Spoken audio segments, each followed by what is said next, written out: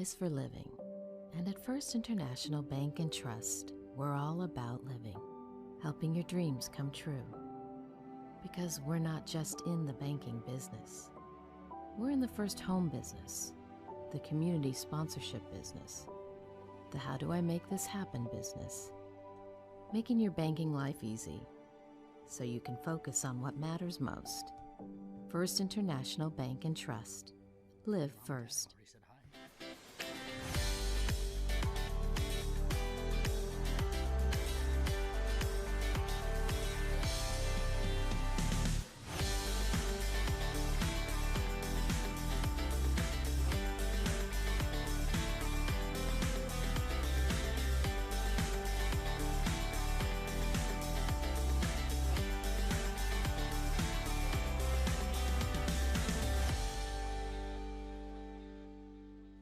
A family farm is, well, different. The cab of a tractor is the CEO's office. Board meetings are held on the bed of Grandpa's pickup. And a conference call is a holler across the yard. To hurry your chores, kids, there's homework to be done.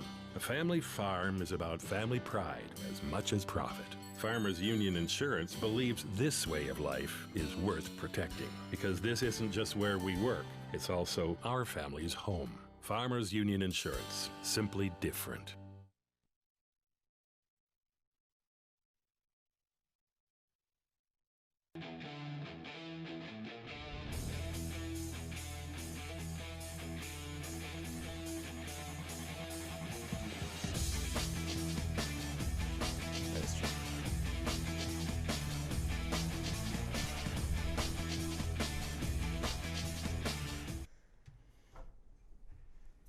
Coming to you live from the Bonfire Studios North, it's another new episode of Tauros Weekly. I'm your host, Peter Theodos. Joining me to my right, as always, Mr. Ken Oda. And Ken, not a great weekend. Well, yes and no. I think it was, the end results were disappointing, but I think if you're paying attention to the process, it was good. And also, we were allowed to have more fans in the building. That part was good, yeah. It felt really nice, when we scored those goals on Friday night, to go up 2-0, and the place was really rocking again. We haven't felt that in what seems like forever, so exactly. It was fun to get the house full. And we were we were sitting next to each other in the press box, looking at the numbers of people that were, or at least the tickets that were scanned, and it was just so surreal because we were thinking the numbers.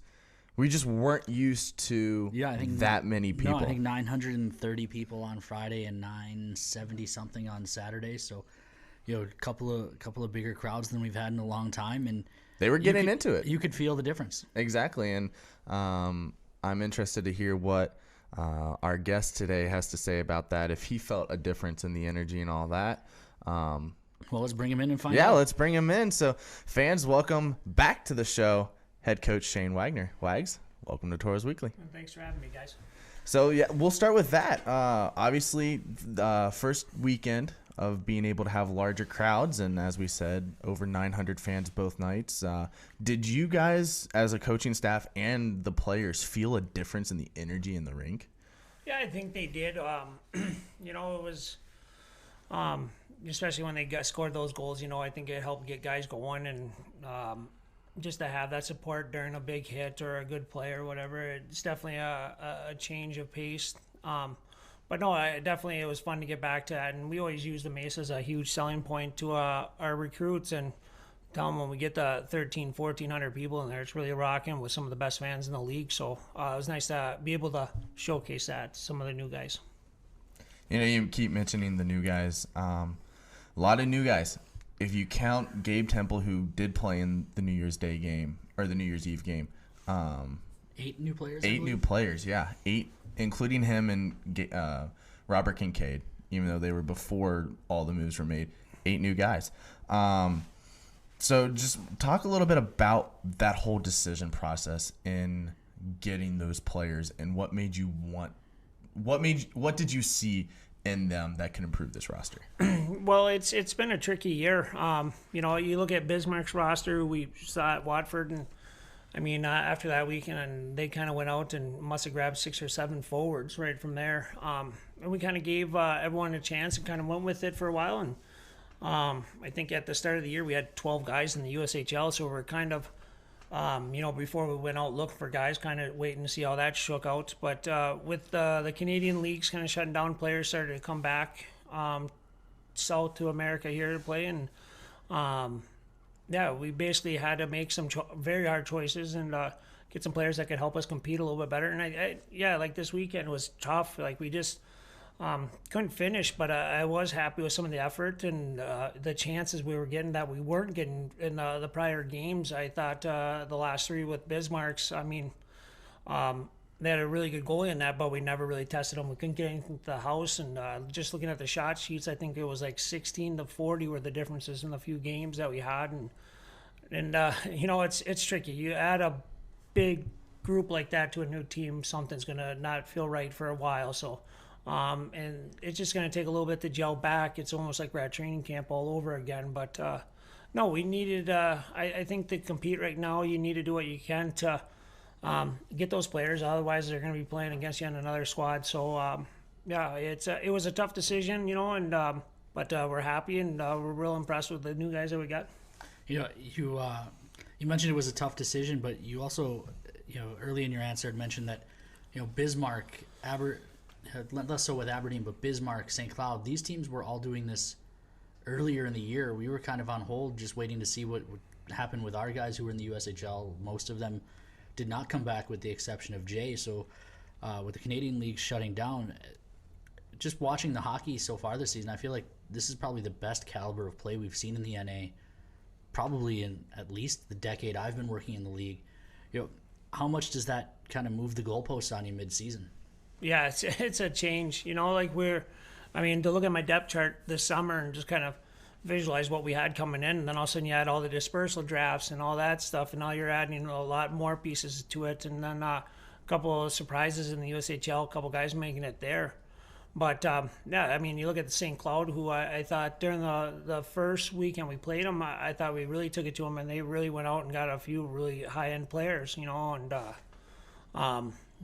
go down the road to Bismarck and you look, they have more guys that played in the USHL last year than most USHL teams. So, so it's one of those things. You got to compete and find the right mixture of guys to give you a chance to win. So I definitely think it's there, and I'm glad we kind of did what we did, but I'm excited to see what these guys can bring in the following weeks. You mentioned something a little bit earlier about how it's essentially another training camp for you guys. And this whole year, it just seems like it's a training camp, playing games, and then dead time. And then you're practicing again, then games, and then dead time. And then with all these new guys, how hard has it been to kind of keep them motivated, but also forming a team chemistry with these guys? And some of them aren't even here, or they're not here one week and gone the next. Yeah, and I thought that was kind of difficult. I look back to that first time we got kind of shut down there.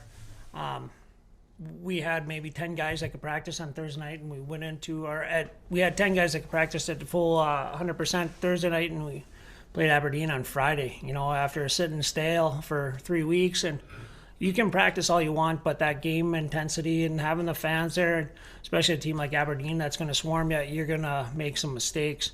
And then I just feel like having the guys play games, like we got a lot of new players, and I think after just the difference between the guys from Thursday to Sunday, their mood around each other. Once you get in those kind of battles, it helps to build team chemistry. So when you sit there kind of stale, not playing, it's just practice, and guys get on each other a little bit more, and it's nice to have an opponent to beat on than yourselves. What have you guys? You mentioned being stale. With a lot of practices and another bye week this week, what have you been doing in these practices to kind of keep them motivated, to kind of keep them interested in improving and getting that team chemistry? It was a good week to have a bye week, to be honest with you. And I think right now the guys are completely motivated.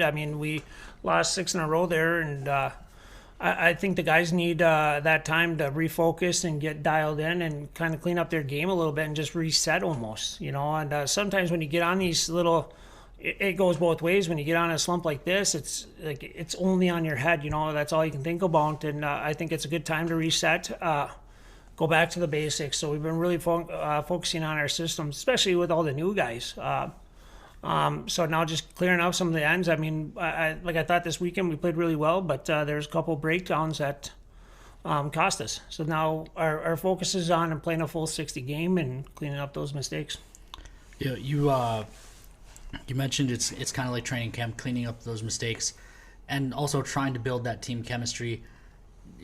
How much have you talked to the guys in the room about the moves that have been made and what the team might look like going forward? I know the league pushed back the trade deadline since some teams had barely started playing yet.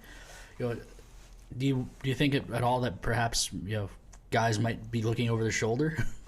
I do. I thought, for the first little bit, that was our problem too, and like I said, it's just tricky. You're caught with all these players and you want to do what's right by them. I mean, obviously it would be nice to say, here's our 24, but, sometimes the best thing to do is try to find guys' homes where they can play, and sometimes it's not the guy that you wish to move, but sometimes it has to be the move that's best for the team. But I do think there is a certain amount of comfortability, but yet again, when you kind of hit these little spurts, you need that little pressure to push you through it. It's kind of that adversity that these guys will face throughout their whole hockey career. So, but obviously, like I said, this weekend, even though we didn't come close to the results we wanted, I was impressed with what we had, and I like the character of the guys, and I think I'd love to get to that point where we're set and we just roll with it, and I think that's a huge team aspect, and I think we're pretty close.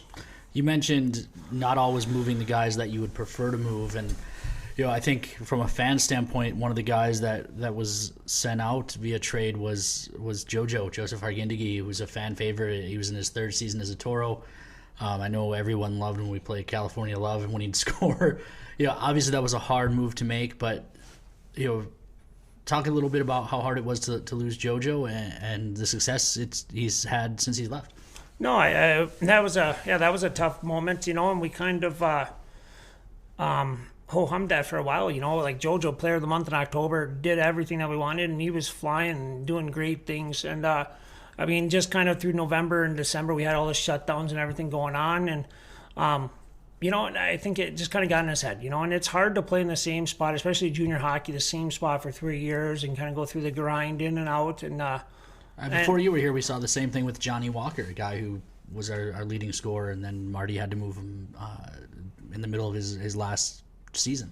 Yeah, and it's exactly, and JoJo's a hell of a player, and he's going to do great things where he's at, and right now we have so many players with the team, so it's trying to figure out what's right for the team now and what's right for the team in the future. And not only that, you try to do what's right by the kid, and when we met with JoJo, he was 100% on board, and he understood completely, and he was a true professional about it. He thanked everyone, thanks Mr. Porter for all of it, and like I said, like when we make these moves, it's never kind of ill intent and stuff like that. It's we do seriously hope the best for these kids, and it's one of those things where I love to see his name on the score sheet and hope him. I know he's going to be a hell of a college hockey player. This is your first head coaching position, and obviously with all the unknowns at the beginning of the year, you couldn't have predicted it going this way at all. How hard has it been for you to kind of learn how to unfortunately cut some players and have that difficult conversation?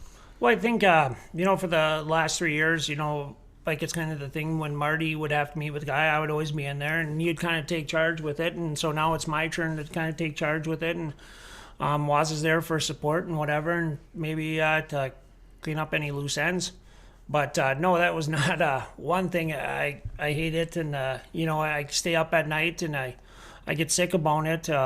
And that's why, part of me, I wish we didn't have to, but it's kind of the nature of the beast. If players are getting all these guys from these other leagues that are going to compete, we need to do the same. So, but no, that's definitely the one part of the job that I can't stand. And, I love when we get the team and I don't have to worry about doing that for the rest of the year. So, definitely, it's one of those things that you can't really get ready for. It's just, it happens and you take it for what it is. But it's definitely never nice. You mentioned there was a bit of an arms race with teams adding players with the Canadian league's still not going, and that deadline on January 10th for players to come down from Canada, it seemed like everyone was trying to add a couple of guys and tons of Canadian players. We're still fielding calls in the office. We took a couple today from kids in Canada who didn't know about the deadline and guys trying to find places to play. But the group you've settled on, talk just a little bit about those new faces and what they bring to the team. Yeah, so I think we grabbed Robert Kincaid, obviously very high-end, skilled defenseman, and we kind of thought we needed just a little bit back there, especially to help us out on the power play. And he is what it is, and he's not only that, he's a great he's a true junior hockey player, and it's crazy to think that he's an 0-2. So he's got years to grow. And Keenan, we can't say enough about him and Zimmer, their leadership and all that other stuff. And then we went out and found Ethan Schmuck there, just a real good, another true professional that wants to come in and wants to earn a Division I scholarship. And he, I think he would have stayed very loyal to where he was, but he knew, like, hey, I got to go out and play. So, and then with that, his line mates, the Rollison brothers there, we knew I know Ross and Brett, and, I thought we needed help scoring, and Brett's definitely a player that can help score, and Rossi's going to definitely be an impact player for years. With all these new moves and just the team chemistry in general, you experienced this on the road with the team chemistry, and you learned the long bus trips, the overnights in the hotels, and just being with the guys and being with each other to form a friendship on the ice and off the ice. Except for day trips to Bismarck, we haven't really gone anywhere. Do you think that's hurting the team ultimately, or in the long run is it going to help the team that they haven't had those long trips yet? Yeah, I don't know. I would say it hurts at first. It's nice to play at home in front of the fans, and then we get limited. But, I mean, we still get to sleep in our own bed, and we still get all that luxuries of playing at home. But I do think, though, those early, like I look back to the year that we went to the Robertson Cup, we made an early trip to Alaska. And, I mean, we were able to figure out the guys real quick with that. And, and it's just a good bonding. And then the communication gets better with those guys. So, yeah, we've been trying to push the envelope on a couple of things to get the guys together to talk a little bit more. But, it's one of those things. We're lucky enough to be playing. We're lucky enough to be playing in a great facility like we have and in front of great fans. So we got to relish in it. And then when we hit the road, we just got to play our best and learn how to play on the road, and we'll get in the rhythm. You mentioned the guys not being on the road and stuff like that, but you also could there be a benefit? We talk about it every year that about halfway through the season, your rookies aren't really rookies anymore. They know what to expect. They know what to do. We've played now 20 games. Teams like the Wilderness have played, I think, 4. They're playing their 5th tonight. Austin's played less than 10 games.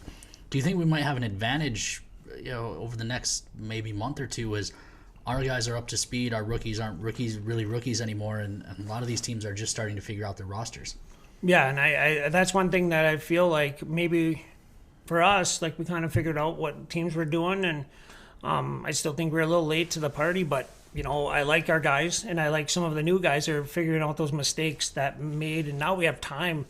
Like I said, this week came at a good time probably, because now we can really dial in like, hey, we're struggling here, so our focus needs to be on this for practice, and I do think the guys are very in shape, and I think they're maintaining now there. Now it's just gelling a little bit and figuring each other out and figuring what they do better. And we have time to work on that. And I think our guys will be much better off for that. And over the next several weeks, we're playing roughly 15 fewer games than some of the other teams in the division. Will that be an advantage as well, or do you think maybe just the length of our season might end up being a detriment? I think that's got to be an advantage, or we got to think of it as an advantage. An injury right now, to some of those teams, a guy that's out for 2 weeks could miss 6 to 7 games, where for us it might be a guy out for 2. And plus that does wear on you. That's a heavy pro schedule with travel, and we're not flying by any means. So guys are on the bus. It's tough. So we got to understand that we got an advantage there, and we got to really capitalize on that and use that to the best. We have 2 to 3 games. We got to focus on that when teams are playing 4 to 5 a week. They're going to be tired and they're going to be beat up, and I'm sure they got a hard stretch of games where we are going to be able to maintain. So we got to use it as advantage, or at least think of it as advantage and go from there. You know, the season was lengthened and all that, so we were able to move some midweek games that most of these teams are going to be should be playing to weekends.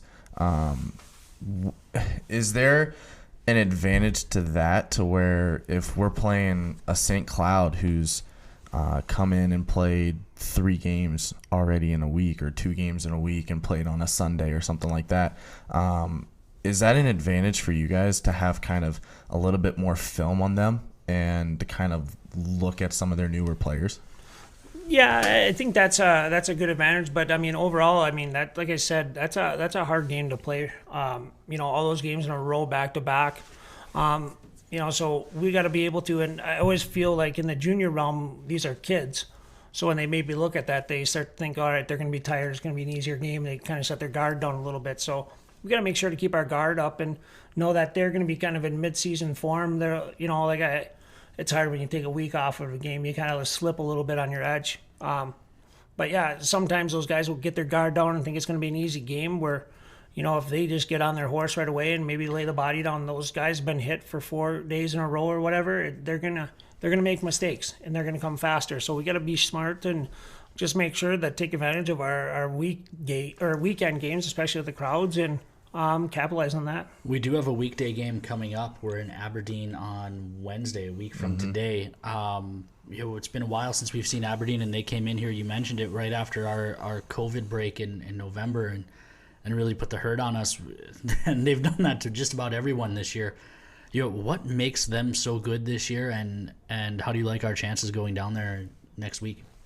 Yeah, their compete factor. I mean, they compete everywhere on the ice, and they're consistent, and they stay true to a team game. You know, so they're hard to beat. You can't beat one. One's not going to make a mistake to cost them a game. You're going to have to beat 5, and you got to play a complete game. And like, they got a good goalie. They have very high end forwards. You know, I even look back to our Saturday game that we played them, and I can pinpoint 3 or 4 mistakes that might have cost us the game. But yet again, we weren't able to really capitalize on any scoring, and now that's what I think we have to just limit our mistakes, let our forwards go to work, and they'll find the back of the net for sure. You know, one person that I personally feel doesn't get enough credit, and I try to give him credit, is the trainer, Kevin Melby. Through this whole process of boys coming in, leaving, coming in, leaving, and then with him trying to keep up with everything COVID related, on top of being a trainer and getting the boys ready for all this, how big has he been for this team and to the staff this year? No, he's fantastic. Like I've said, and like I said, we always use these kind of as our recruiting techniques or not tactics, but just to help with the recruiting. Like, he's by far one of the best in the business, you know, and he reminds me a lot of our pro trainers. You know, just he's on the ball. His main focus is 1, the player's safety, and 2, making sure that they can play and they're ready. And now you add this COVID and making sure the guys are wearing masks and their screening test, and then you know, and then he's limited how many people he can have in the room, so he's got to really manage that. And the training room, he actually does our off-ice training to our lifting, so he's got a lot on his plate. I'm sure by the weekends he's gassed, but no, like I said, he's the best in the business, and you know, he cares about the guys, he cares about the team, and he wants to win as bad as all of them. But you know, he keeps the guys safe and keeps them healthy. You know, like even like again, look back to that Robertson Cup era, like Jake Rosenbaum and Connor McGinnis probably wouldn't have played without him. You know, he did a lot for those guys to keep them rolling. Wags, we appreciate you coming on the show and kind of enlightening the fans on some new faces and who to look for next weekend when we face St. Cloud. Sounds good. Thanks, guys. Yep, thanks. And as I mentioned, Tauros off this week. St. Cloud next weekend, Friday and Saturday. Yep, the road trip down to Aberdeen on Wednesday. Get back bright and early Thursday. Probably roll back into mine about 5 a.m. I imagine they'll practice later in the day on that Thursday, and then St. Cloud rolls in for a Friday-Saturday set. So 3 games in 4 days in 2 cities. So it'll be fun, but again, like we talked about, it's not going to be near the challenge that a lot of the other teams are facing. No, not at all. We got 20 games in already, which exactly. most teams don't. Yeah, and to where we're playing, I think the proposed schedule that you handed me and when I made the calendar, I think we're playing like 3-4 weekday games, and there are teams that are playing a midweek game every week. Yeah, we have, I think, one tough stretch of 4 games in 5 March days. is a little tough. I think we have a home game on a Tuesday and then travel and play Thursday, Friday, Saturday. Yeah. So one difficult week compared to what that week is pretty much some of the other teams' schedules every week from here until the playoffs start. Exactly, and as Wag said, that could pose definitely an advantage for the Tauros, and I'm interested to see what everything goes on, and yeah, so tickets still available for that 5th. What is that? No, that would be the 29th and 30th. Yes, January 29th and 30th. So yeah, that's gonna do it for another episode of Tauros Weekly. That's Ken Oda.